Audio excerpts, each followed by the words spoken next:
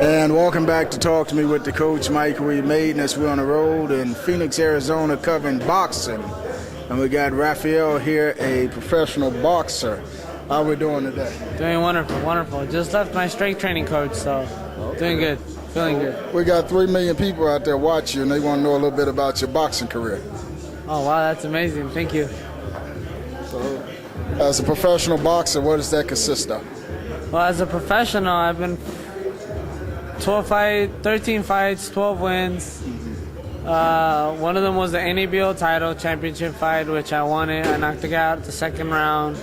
And just trying to stay busy and trying to get to the goal, which is hopefully one day get into a world title. What's the difference in a professional boxer and a non-professional for those out there in the TV audience that don't know? Okay, well, an amateur basically does what's called Olympic-style boxing, which consists of a point structure, which is kind of like the same thing when you get to the pros, but in the amateurs, knockdowns, 8 counts, and power shots do not count in the amateurs. So if you drop the guy in the amateurs, it's 1 point. You know, if you give him an 8 count, it's 1 point. I fought plenty of fights where I've dropped the guy 4 times and I've still lost by 5-6 points. You know, it's just they judge differently. As far as in the amateurs, you got 3 judges with 2 buttons. You got 5 judges with 2 buttons. I'm sorry. You know, and each judge, in order for you to get a point, 3 judges have to push your button each within a second apart in order for you to get a point. So in the amateurs, you kind of concentrate on landing as much of shots as you possibly can and clean, because you got minimal time and you just got to get going, you know. In the pros, as you start fighting more rounds, you have more time to A, punish the guy, B, establish some type of game plan. You know, in the amateurs, it's kind of like a free-for-all. You just kind of, whatever happens, you just got to get the win, you know? What's a clean shot? A clean shot, where in the pros or in the amateurs? On both levels. Okay, in the amateurs, a clean shot is from, you have your mask. It consists of anywhere in this area here. Okay. This is a clean shot. So if you go below the belt, that's dirty, huh? Yeah, oh yeah, it's way dirty. If you hit on the ear, behind the ear, if you hit kidneys, it's basically the same thing in the pros, but in the pros you tend to get away with more stuff. Okay, you can bite off her ear like Mike Tyson, huh? No. I choose not to go that route. I mean, I try to keep it as clean as possible, and I try to make it as exciting as possible, but I mean, you can't make everybody happy. Now, I guess on a pro level, you get paid for boxing as well? Yes, you do. Even in the amateurs, when you make the team, like when I was ranked #1 in the country as an amateur. I won various national titles, international titles, done plenty of international duels, like England versus USA, Ukraine versus USA. So I've done a lot of stuff, traveled the world, as you can say, thanks to the US. I appreciate it. Thanks, give thanks to it. Very proud of this country. So you kind of been out there then, huh? Oh yeah, I've gotten plenty of opportunities to represent this country. So. You got an agent? If you need an agent, if you need an agent, I can hook you up. I play agent too now. The coach versatile. Right now my manager is Cameron Duncan. Under his stable, he's got Kelly Pavlik, James Kirkland. He's had them all from Michael Corball to Nonito Donaire, who knocked out Victor Chinian, the IBF flyweight champion of the world. He's got a lot. I mean, the list goes on. And so I guess you're telling me I'm out at other. No, I'm not saying that. I'm just saying I'm really happy with the people that I'm with right now. They've treated me really good. They've showed me a lot of love. They've taken care of me, and thanks to Cameron and thanks to his guidance, I've learned. I've matured as a fighter, and hopefully just trying to step it up, and hopefully with his guidance and coming tomorrow and the day of tomorrow, everything just turns to be positive. How long have you been boxing? I've been fighting since I was 8. Since you were 8? So you got 16, 15 years around there. You got a nice long career of boxing. I mean, how deep is your love for this game? Oh man, it's he recruited me right to the amateurs. Okay. So right when I was getting the silver medal in the U.S. championships, he was calling me, asking me if I was interested in going pro, and I was like, no, I'm probably gonna, he didn't offer me nothing special.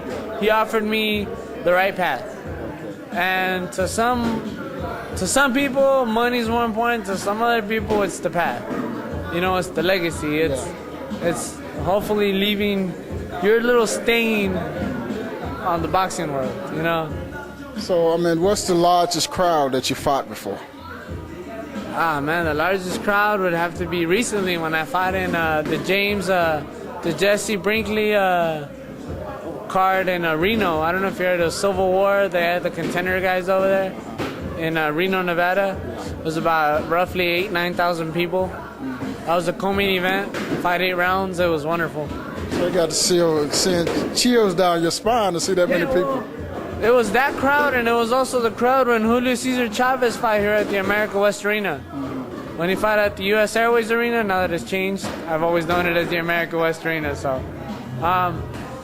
when he fought there, I fought right after Chavez did, and I scored a first round knockout against I forgot his name, but it was a Hispanic man.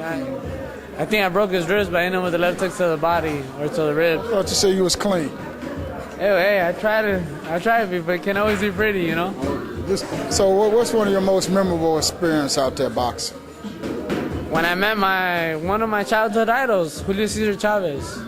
Also meeting a lot of world champions, Zab Judah, Nonito Donaire, Vic Darchinian. I've sparred with Nonito, I've sparred with Vic. I've been in the ring with Joe Casamayor. Been in the ring, the list is endless. Kevin Kelly, Michael Carball helped me get ready for my North American title fight, and I won that. So, right now everything is a dream basically coming true. I've got my belt at home, so that's another dream come true. I still need to get a bigger belt. So hopefully, with time and God's blessing, I'll be up there. But if it's not meant for me, then at least I can say I gave it my all. Now, how many fights in the course of a year do a professional boxer fight?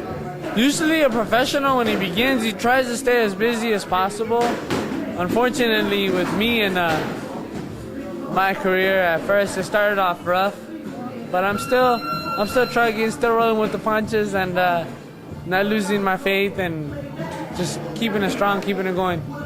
So as we wrap it up for our audience, what kind of preparation goes into getting ready for a major bout? Everything from mentally, physically, emotionally. Everybody around you just needs to stay as positive as they can. Everybody needs to just show you as much support. You're going to get a lot of negativity around all that, but you got to feed off of that and also turn it into positiveness. Me, I have my father who's been training me since I was 12, since I was like 10, 11, and I've had other coaches that I give praise to and thanks to that I'm very proud, and it's because of them that I am what I am and who I am and what I've become. It's all led up to that, but my father tells it like it is. If he says, son, you're looking like crap, then that's what it means, you're looking like crap. So I couldn't have a better critic, you should say, than it is from my father. Nobody, he's there to tell me, he's there when I'm down, to tell me I'm down, and he's also there to give me a hug and love and support when I'm up. And the same thing goes for up and down. He's always there to encourage me. He's always there to encourage me by yelling at me or encourage me by giving me a hug and a kiss and being happy, We're going to keep track of your next fight, and we're going to let our audience know how you come out. Well, thank you very much. Thanks to you, thanks to your audience, thanks to everybody out there, and hopefully one day I'll be up there. And thank you very much. We're going to look for you, the coach on the road in Arizona.